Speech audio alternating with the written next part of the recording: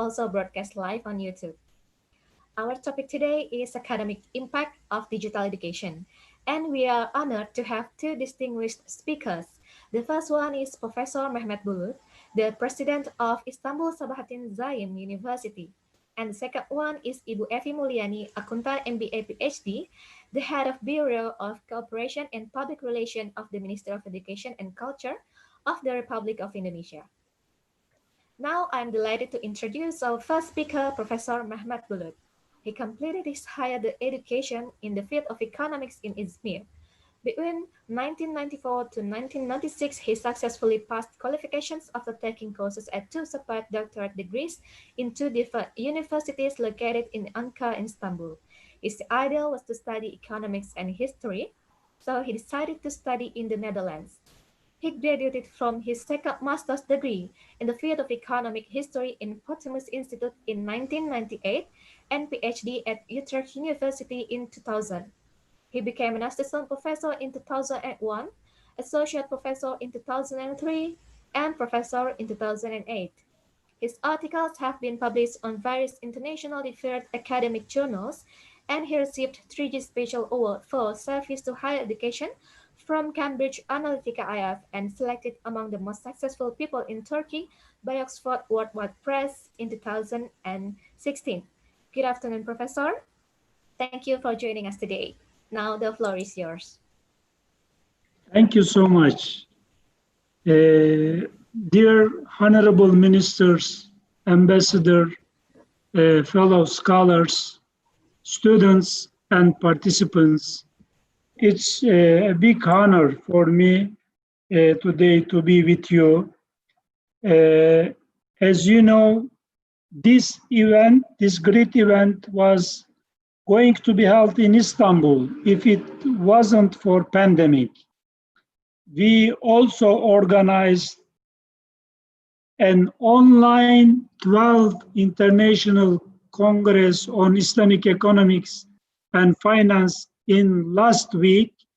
It was just for 3 days, but we realized we organized this conference first time in history as a week in 7 days was followed by 7 different continents, from all of the world. It was started by the speech of President of Republic of Turkey, Recep Tayyip Erdogan, and then we continued like this one by online, and it was really very successful. And I hope this event also will be very successful and will be very beneficial from Indonesia till United States to all of the world. And we are excited that we were going to have to hear at Istanbul Sabahattin Zaim University. You were going to see the wonderful city of Istanbul and this historical campus, Istanbul Zaim University, and participate in the event at our wonderful and historical natural campus here in Istanbul. I am not saddened though, we still consider ourselves to be the host of the event. I am also proud that our students are among the organizers of such an important academic symposium. Thanks to all who served in this organization and make contribution to this event. Let me tell you about my institution, Istanbul Sabahattin Zaim University.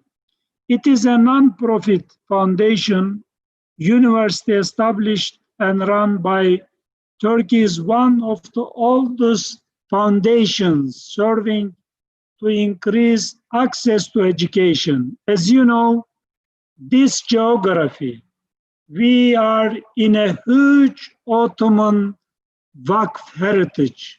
We are really very, in a good chance as the followers of the big Ottoman Empire's Vakf tradition. AIZU Istanbul Zaim University considers itself to be a long-established institution in terms of its intellectual background and experience. The university's historical campus dates back to 19th century. It was established as agricultural school and veterinary college. Currently encompass 155 acres of land.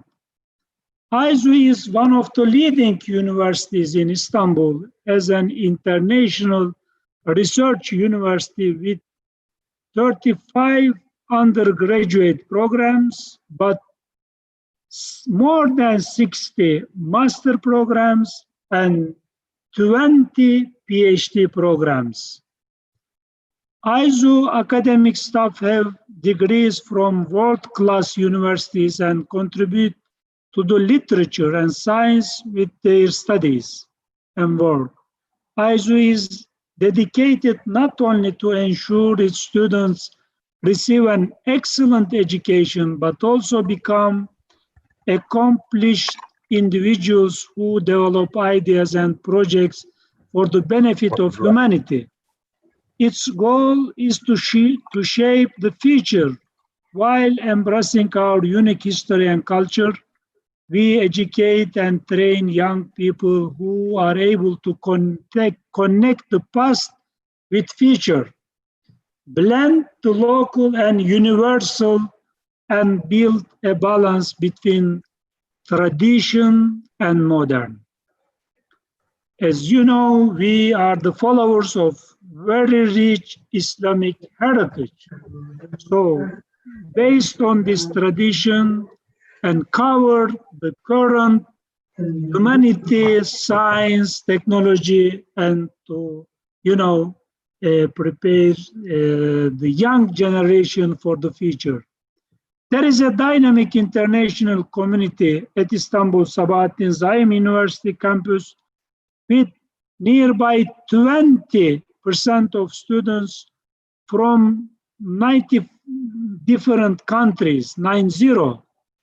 Career Development Center works to increase the level of employability for our students by offering them training, guidance, and networking.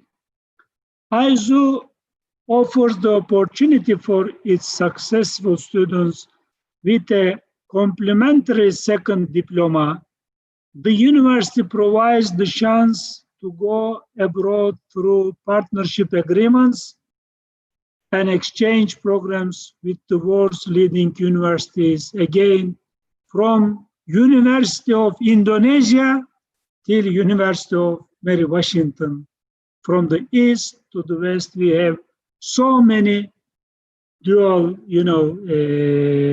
agreements with these universities in all of the world. AIZU is located on the western part of Istanbul, in European side, close to main transportation roads.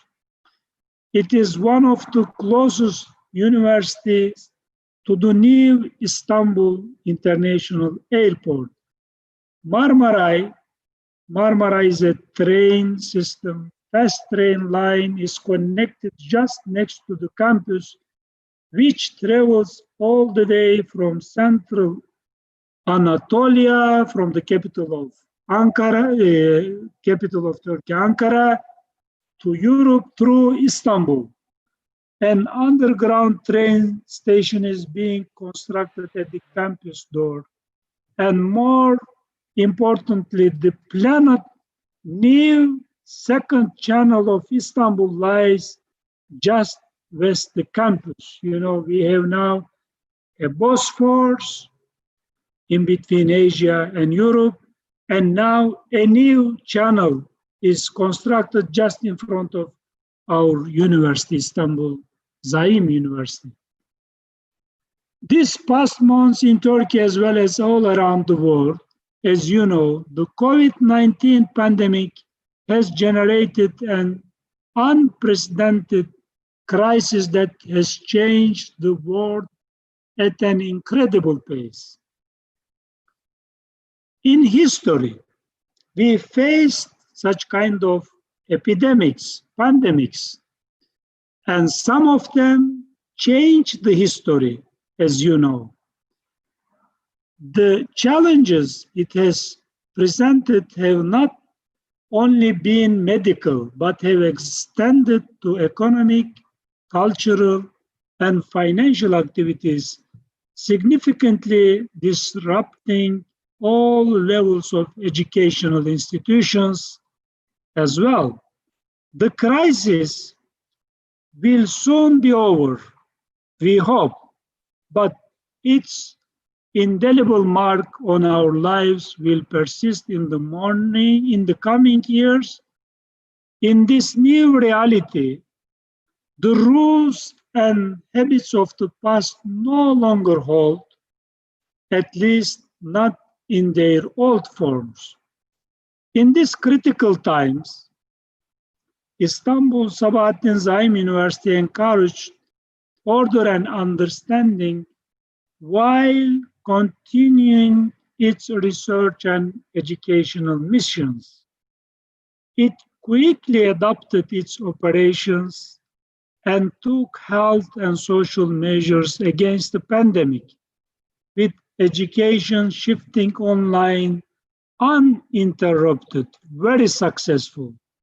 Both students and lecturers of our academic community have reacted competently to this change and to the use of online applications and remote communication tools for lectures, seminars, and evaluation. Students have become increasingly involved in the new form of learning, expressing their satisfaction with the new strategies. Istanbul Zaim University now manages an online infrastructure which has grown essential to teaching during the COVID-19 crisis.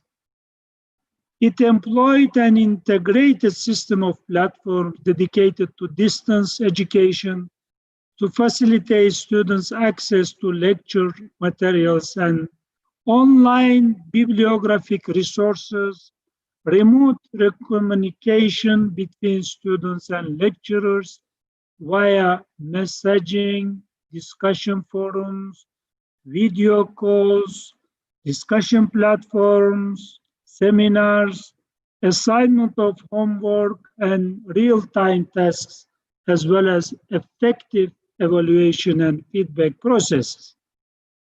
All teaching, learning, evaluating activities are consequently made possible by the online infrastructure which facilitated distance learning for Turkish and our international students alike. The Honorable Minister of Research and Technology has made a speech on the digital economy, and the Honorable Ambassador has made significant points on cultural exchange on the digital era in this morning. The academy has considerable impact on the digital progress as well. I will speak on the impact of academy on digital economy in particular, based on the distance learning education experience of Istanbul Zaim University. Innovations in digital technology gave rise to the widespread use of online platforms in education. With the increased use of digital technology in education, academics turn their attention to issue of effective integration of technology into classroom instruction. Studies mainly focused on creating an online teaching pedagogy to benefit most from the affordances provided by online teaching platforms.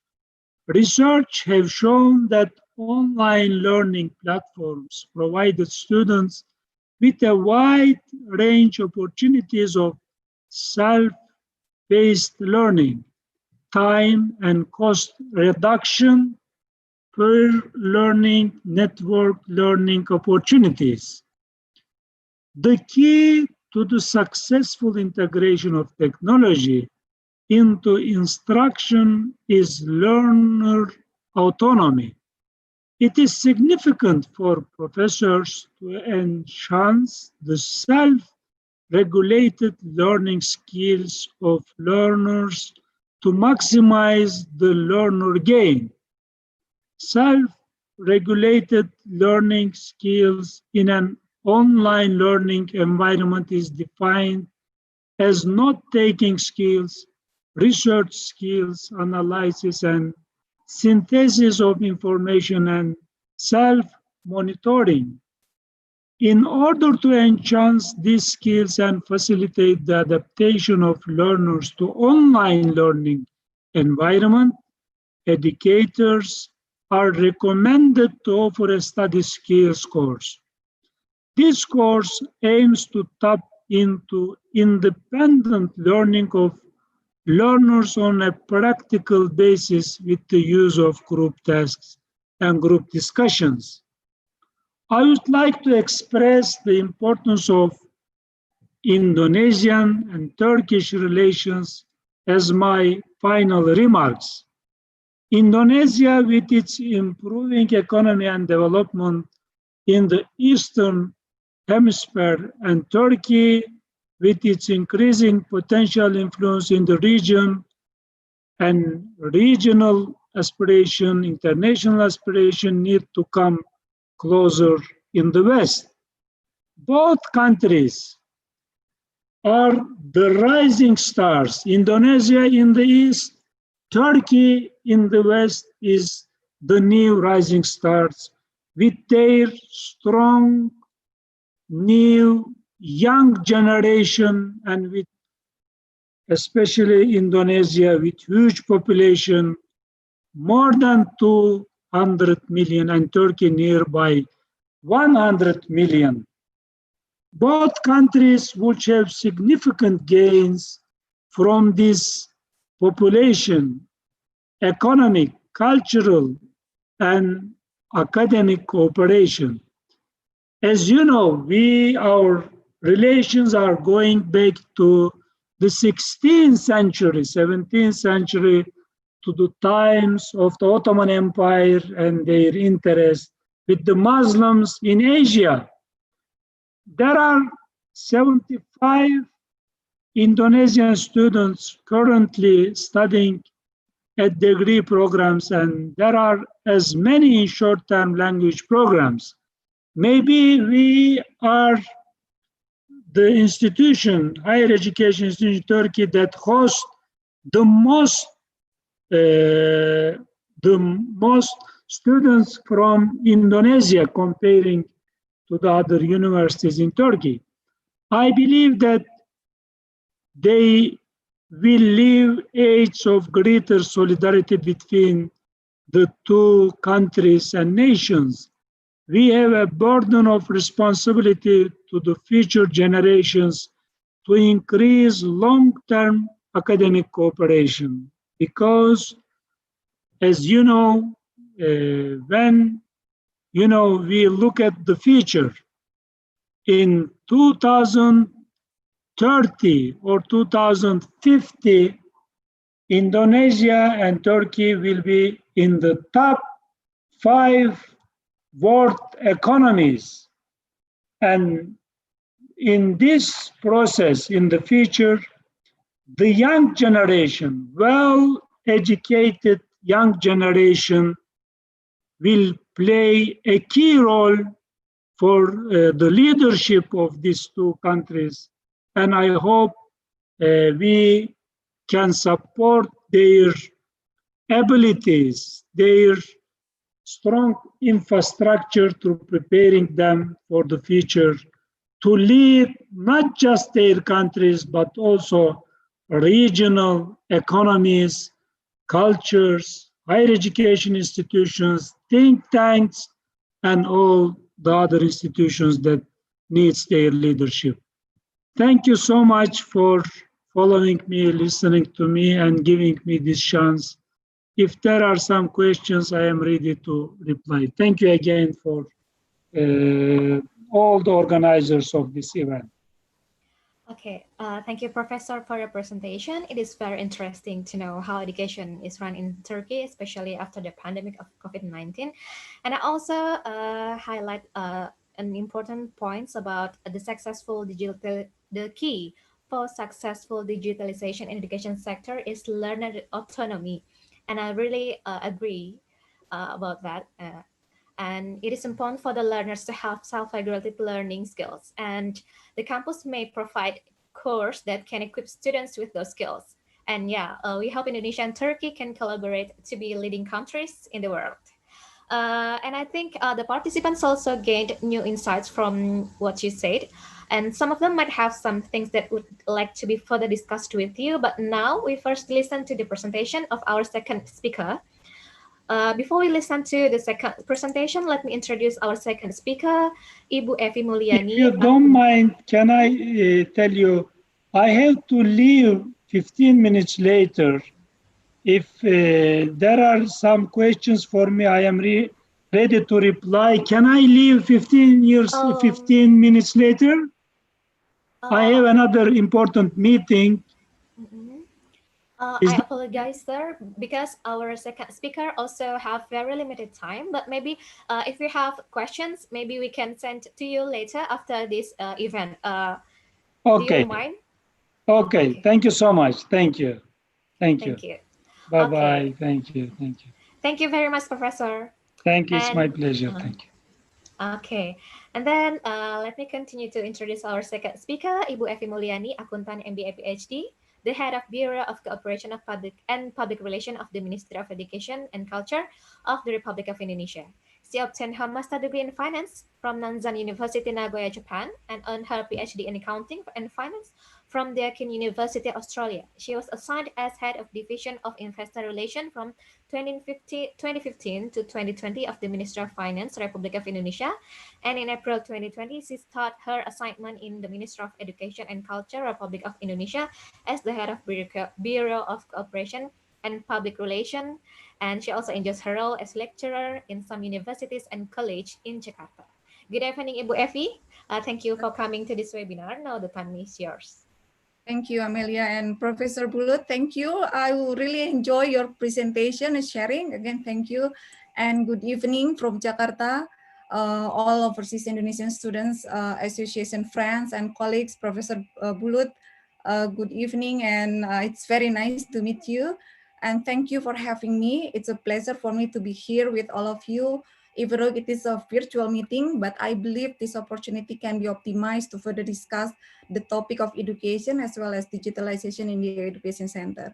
On behalf of the Minister of Education and Culture of the Republic of Indonesia, we congratulate and appreciate the initiative of the Overseas Indonesian Students Association for arranging this webinar. We fully support this event to be held consistently so that it can be utilized as one of the medium for Indonesian students across the globe, and of course, all of us to be able to share information and also to collaborate. And I personally have a good bond with Overseas Indonesian Students Association. When I was studying for my MBA in Nagoya, Japan, back in 2002, 2004, I experienced how good friendship and collaboration existed across all members of the Overseas Indonesian Students Association in Japan. And furthermore, when I pursued my doctorate in Melbourne, Australia, it was in 2010, 2014, I also felt the closeness that was so beneficial in the Indonesian Students Association Forum in Australia. And today I would like to share a number of points related to education and digitalization or technology optimization to improve the quality of education in Indonesia, as well as education policy update for all of you. I would like to share verbally with no PowerPoint and, or slides. Hope it's okay. So first one, I would like to touch on we understand that there are a number of important factors that are considered to affect the policy of the Indonesian education system. partly related to changing circumstances in Indonesia. The first factor is Indonesia's economy. If we look at the Indonesia GDP growth projections provided by various international organizations, and of course, changes in the main engine of growth of the country, including sectoral contribution in Indonesia economy. In 2030, it is estimated that 56% of Indonesia's GDP is underpinned by service sector. Of course, this change is an important consideration for education policy in the country. And second one, the important factor is changes in the labor market in Indonesia. Changes in sectoral contribution to GDP, which was I previously mentioned as the first important factor, certainly correlate with the changes in the labor market.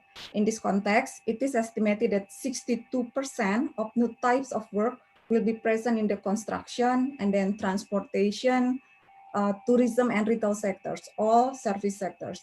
Another important factor related to changes in Indonesia, which of course also needs to be considered in improving education in the country, is our socio-cultural and demographic changes. In 2045, it is projected that 70% of Indonesian people are in the middle income class level. And additionally, another important factor is related to Indonesia's vision in 2045, which of course requires qualified and skilled human resources. So having said it, qualified and skilled human resources are actually lifelong students who have global competence and behave in accordance with the values of Pancasila. The development of qualified and skilled human resources must be holistic, so comprehensive. It's not only focusing on cognitive abilities and capabilities, but of course also has to focus on global diversity, collaboration, creativity, critical thinking abilities, and independence. Next, I would like to touch on the concept of Merdeka Belajar, or Professor Bulut, we have what we call freedom of learning, as well as freedom or independent campus in Indonesia. So these two are this concept or education policies introduced by our Minister of Education and Culture. So all education stakeholders, here we have teachers, lecturers, students, family, industry, as well as public and private institutions such as educational technology company, for instance, become agents of change and have to provide full support in creating quality education for the people of Indonesia. The quality education for the people of Indonesia can be created with improvements to a lot of things: infrastructure and technology, of course, policies, procedures, leadership, society and culture, as well as curriculum and assessment of the students. It is homework for all of us, we understand and we admit, but then we are pretty much optimistic that we are on the right track. First, if we talk about the Merdeka Belajar or freedom of learning, we should look at the concept of freedom of learning is to free education institutions and to encourage students to be innovative and promote creative thinking. This is what Indonesia needs in the future. One of the policies is the termination of the national exam in 2021. So that's next year, that's the original plan.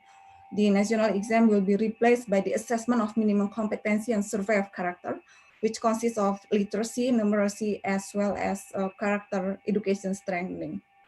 But then, due to the COVID-19 pandemic, the termination of the national exam has been done earlier. So again, the original plan was in 2021, next year, but then we have canceled the national exam for this year due to the pandemic.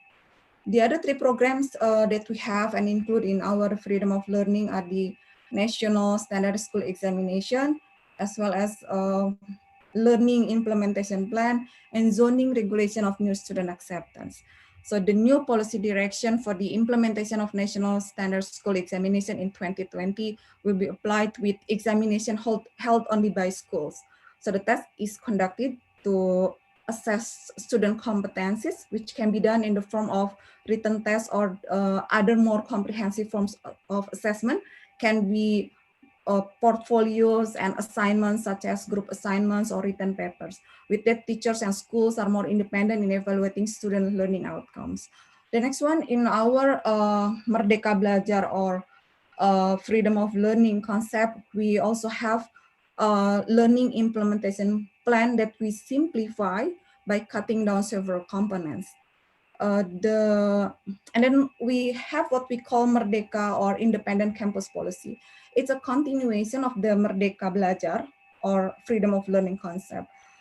So first concept of the Campus Merdeka is autonomy for state universities as well as private universities to open or establish new study programs. And then the autonomy is granted if the state universities and private universities have accreditation A and B and have collaborated with universities included in the QS Top 100 World Universities.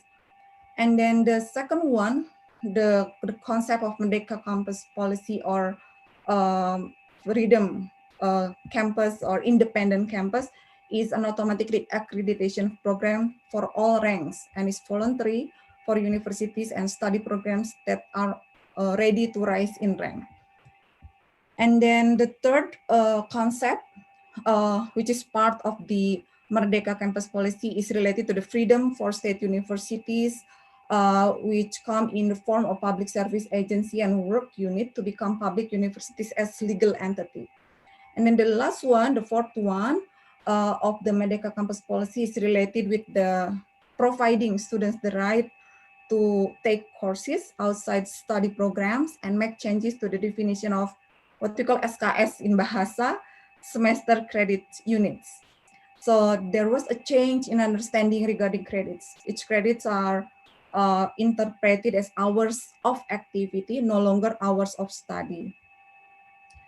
And then the Merdeka Campus, I also would like to share with you that the Merdeka Campus Policy Package was the first step in a series of policies for higher degree education. This is the initial stage to release cycles to make it easier to move. Then I would like to move on to touch on the technology in education sector. Bagaimana berita-berita dari dua bahasa ini When we talk about technology or digitalization in the education sector, as the topic of this webinar session, we understand that the role of technology is in the education sector in specific is very crucial. Technology is a tool that can encourage the quality of learning. It's not an objective. Technology is a tool for education people to increase their potential and also to find the best education people as well as to ensure they can become learning leaders. In this context, the Indonesian Ministry of Education and Culture prepared a strategy that, of course, will not come out of the essence of education, which is the quality of educators. The edition learning with technology is an acceleration to digitize various things. The concept is not to replace the teacher or lecturers, but rather to strengthen the potential of the teachers and lecturers. And that is really extraordinary. And one thing that we learn is that there will be any technology as sophisticated as any innovation of any size. But then the edges that really make a change in the field is the conscience of teachers and lecturers as a mobilizer. That's really important part. And the purpose of essence of a technology is to realize equality. That's a really important one. Equality, efficiency, and flexibility in the field of education. With equality, we believe that educational content can be accessed by educators wherever they are. Then the diversity, when we're talking about diversity of approaches available, results in a variety of techniques and innovation in each region, school and student. All that can be done optimally only with the support of technology. This technology is not limited to everything being online, but of course it can vary by using television, radio as learning medium. So everything we mention as technology must be optimized in advancing education. And I also would like to share with you the technology relevance to the in education sector to the COVID-19 pandemic. Our experience here in Indonesia, we see then that this pandemic has led to very rapid structural changes, including in technology adaptation and adoption. in the education sector, the implementation of distance learning, all educational institutions globally. So we're not the only, it's not happening in Indonesia, but then globally, must quickly adapt to digital systems to facilitate distance learning. What we have never seen before the pandemic here in the country is the high use of technology in a short time by educators, students, and parents in the history of Indonesia because of the learning program from home. Again, it's technology. And although there are areas in the country, because we are archipelago, Indonesia, some parts are still challenged in adopting this technology, but then the conditions that require to experiment, to try for the first time, so that ultimately accelerate the adoption of technology. And this will be, of course, useful in accelerating the adoption of technology in general in the education sectors in the future. So that's one of blessing in disguise. And then we have the Ministry of Education and Culture of the Republic of Indonesia. We have a long list of websites that can be used as a source of learning during the study from home during this pandemic, ranging from Rumah Belajar, that's our in-house e-learning, to also our e-library. The COVID-19 pandemic has also taught us by requiring all of us, every one of us, whether teachers, lecturers, parents, students, to get out of our comfort zones. We all learn that learning can happen anytime, anywhere, and with anyone, without space and time limits. That is instilling the mindset about new ways of learning, of course, and provide learning for the creation of an adaptive, innovative, and creative character of education. We are very optimistic about that. And we have to also admit that distance learning is still not ideal and still not optimal. Indeed, learning with face-to-face method is a lot of positive, but if we use and combine with technology, the learning potential becomes extraordinary. We believe in that. And if there is a combination of face-to-face, but also with remote learning and online learning, the potential is to be more effective. And if we talk more broadly, besides blessing in disguise in technology due to the pandemic, the COVID-19 pandemic, for the world of education, the COVID-19 pandemic also raises some other positive learning. So we learn from COVID, belajar dari COVID. First one, of course, we see that parents understanding of the difficulty of being a teacher, because pandemic conditions require direct involvement of parents in learning process. And second one is change the way we value health and the environment and humanity, especially in solidarity and collaboration. So here in Indonesia, we've been doing the online or distance learning. We will be opening or starting our new academic year next month, mid of July. But then our first priority is that health and safety of our all of everyone, students, teachers, and also the family as well as public.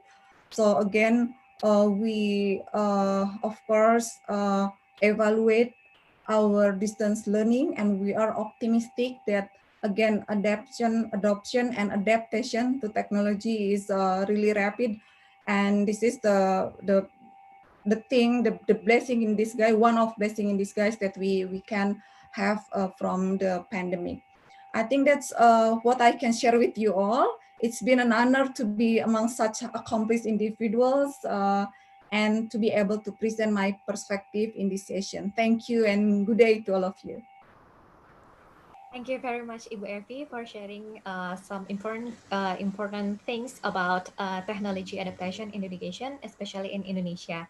And you also mentioned some things related to the learnings that can we have from the pandemic that that, as what you said, like blessing in disguise. Yeah, I totally agree with you that we can still have many learnings from this pandemic, especially in terms of technology adaptation for education. And maybe some of the participants have questions. Do you still have time to answer those questions, Ibu Evi?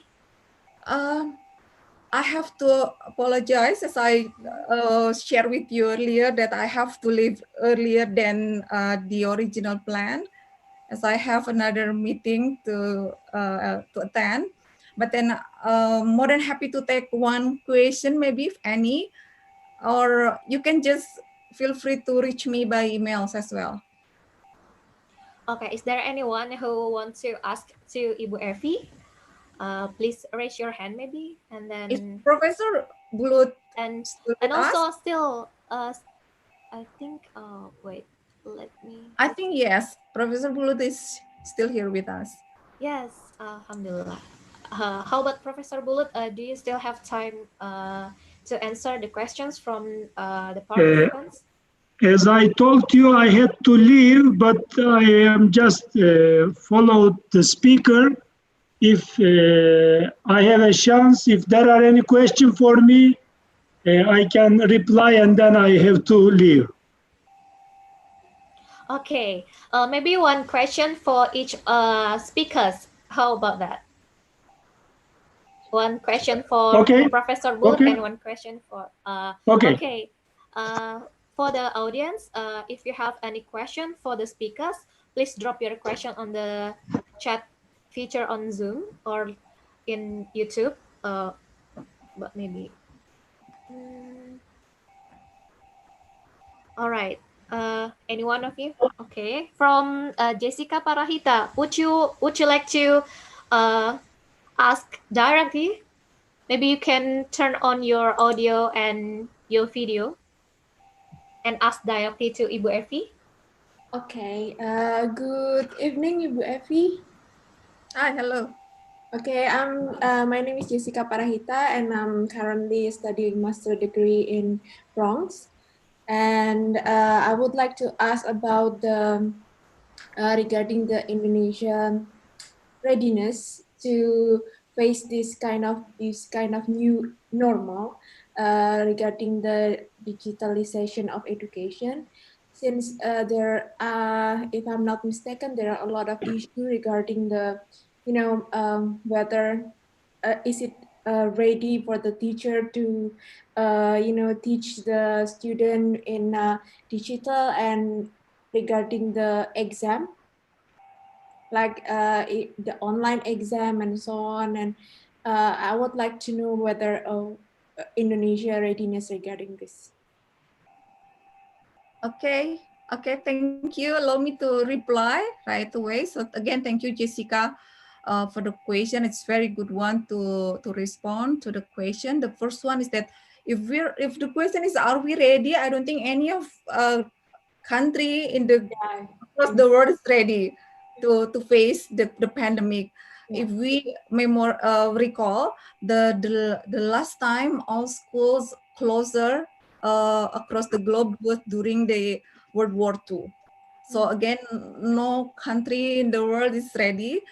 But then if we talk about Indonesia in specific, we see the pandemic is a challenge, of course, in all sectors, not only in education.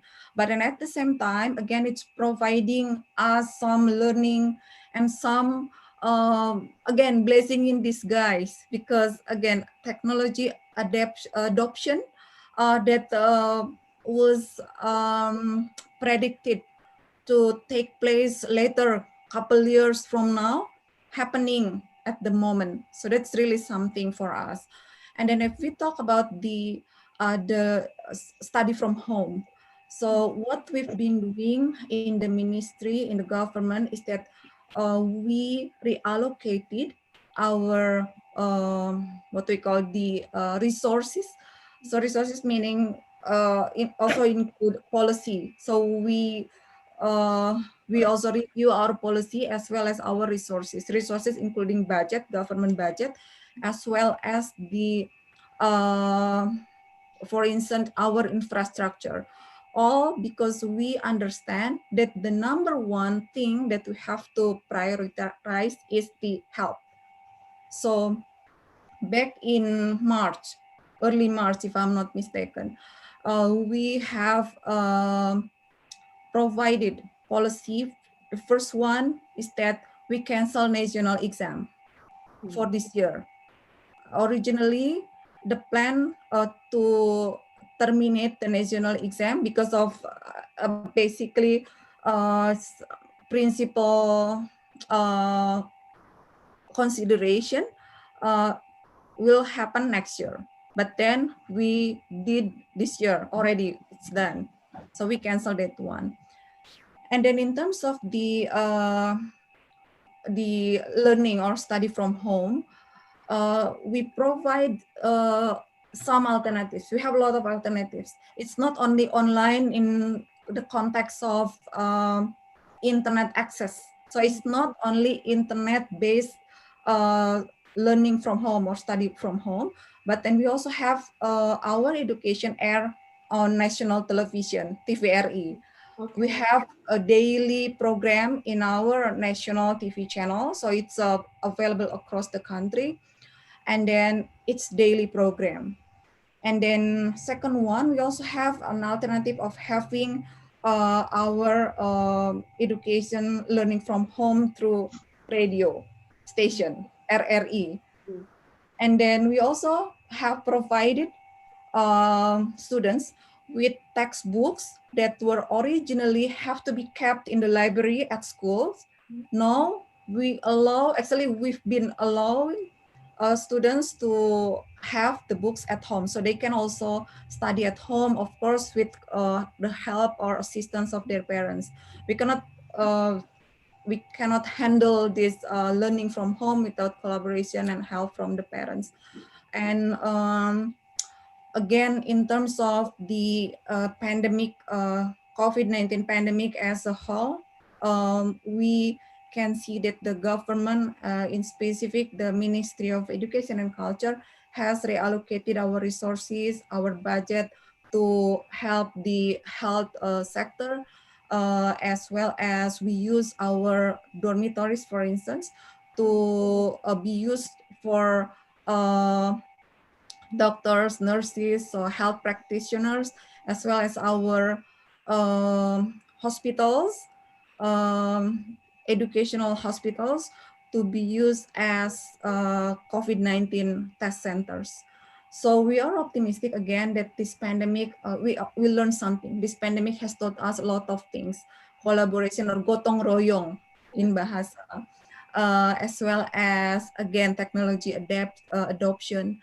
And this is a really important one, how we perceive health, environment, as well as solidarity. And also for Professor Bulut, by the way, here in the country, in Indonesia, we can really see clearly that for the first time, parents really aware of the difficulties of being teachers, because during the pandemic, we've been doing study from home, and parents have to get involved directly, because it's impossible if the students like study by themselves. So parents collaborate with the teachers as well as students, and they really understand that it's not easy to become lecturers or teachers. So I think that's what I can respond to the question. Thank you. Thank you. Yeah, thank you, Ibu Effie. Thank you. Thank you, Ibu Evi and Jessica Parahita from PPI Prancis. And now I want to ask to Professor Bulut regarding the skills that you mentioned is important to the implementation of technology in education. Well, actually, I totally agree with the importance of self-regulated learning skills in using technology in education. But I'm interested in your views regarding the technical skills in using the technology for adult education, especially for adults. As some of us may know that X generation maybe not as fluent as the younger generation to use the technology. So I want to know to what extent should we consider the implementation of technology for adult education? And when we consider that issue, how we design the technology for the adults? Should we focus more on designing the easy-to-use technology, since the adults may find it hard to learn the technology as fast as the younger ones? Or should we focus more on teaching the adults in using the technology, since the technology is growing rapidly? I would like to know your perspective about that issue. Thank you so much for this good question, Amelia. As you know, in our university, we have degree programs, undergraduate and graduate programs, master and PhD.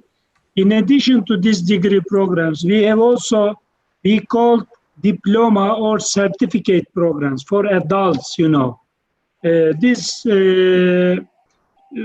For this kind of programs, most of them are for adults, as you know. In, you know, life learning system we have. In all life, there must be education, and we have to support the people, the humanity for their needs. If, you know, you can have some diploma or some degree, but you need some new diploma in a special issue, we are preparing and we are supporting. We are organizing this kind of diploma programs, certificate programs, and we, you know, by online, it is very crucial. You know, most people would like to take that kind of certificate from our institution, but they are living, you know, in different cities, but they want to follow our programs. By this, you know, using this opportunity, using this technology opportunities, we will support them by online, you know, by online education system, by distance learning. And I hope, you know, there are some disadvantages for, you know, facing with this COVID-19, but the most important advantage is on distance learning and e-learning, you know, using e-sources, you know, so many institutions in the world, they open their sources. The adults can, you know, get a very high benefit from these sources, because by online they are open and they can use, they can benefit, they can read, you know, and, you know, using these opportunities, these technological advantages, we will support all the adults who would like to join to our certificate or diploma programs. This is my reaction to the question. If you allowed me, Amelia, I want to leave because my meeting, they are waiting me. Okay, thank you very much, Professor, and thank you very much for Ibu Evi. Thank you. For your valuable views about that. Okay. Okay. It is my pleasure, and I hope a good success to all of you. Thank you. Okay, and then Ibu Evi juga ingin menanggapi dulu atau bagaimana? It's been nice, but again I have to leave because my colleagues, they've been waiting for me to join. I know it's 7-something p.m. here in Indonesia, but then because it's work from home, so no weekdays, no weekend, no working hours, 24/7. So again, thank you everyone. Really wish all of you a great success with your study. And again, Ibu Evi. Nice to meet you, everyone. Nice to meet you, Terima Ibu kasih Evi. ya. Terima kasih, Ibu. Okay.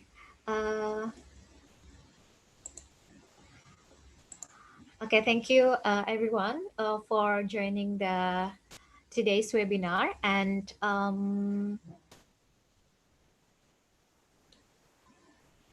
okay, and actually we still have half an hour until the end of the session. Maybe some of you have any idea how to end the session? Like, do you still want to discuss anything, or we can finish the session early? Maybe Pak Nizar, would you mind to talk?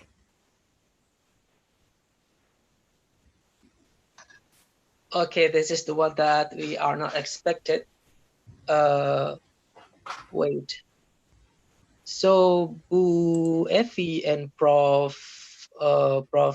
Bulut have already leave the group.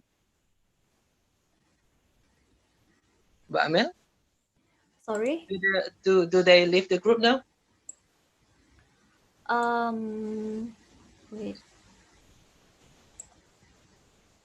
Yes. Ya, keduanya tadi sudah pamit juga. Jadi, tapi kita masih Kita bisa punya pakai waktu bahasa sebenarnya. Indonesia. Sebenarnya kita masih punya waktu setengah jam. Jadi ini teman-teman, memang untuk webinar ini merupakan salah satu bagian rangkaian dari kajian kita juga dari tim kajian ya, Mas Nizar. Tim kajian bidang pendidikan menjadi salah satu referensi kita juga dalam membuat rekomendasi besok dalam menyusun dan mengesahkan, ya nggak sih?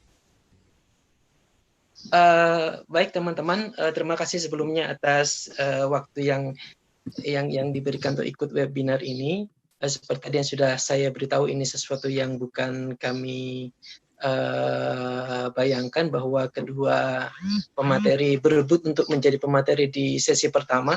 Tapi alhamdulillah akhirnya Mbak Amel sukses untuk menahan mereka selama 1 jam. Terima kasih Mbak Amel.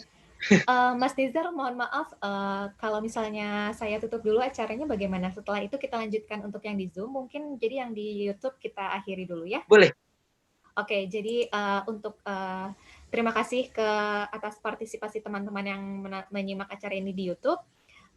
Silahkan untuk menyimak acara penutupan SAE Istanbul Daring 2020 ini pada hari Minggu dini hari waktu Indonesia Barat sekitar jam 3 pagi, atau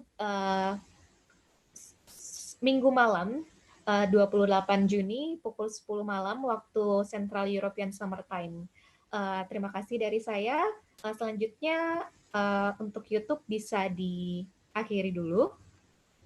Baru kita lanjutkan untuk yang Zoom saja untuk para delegasi.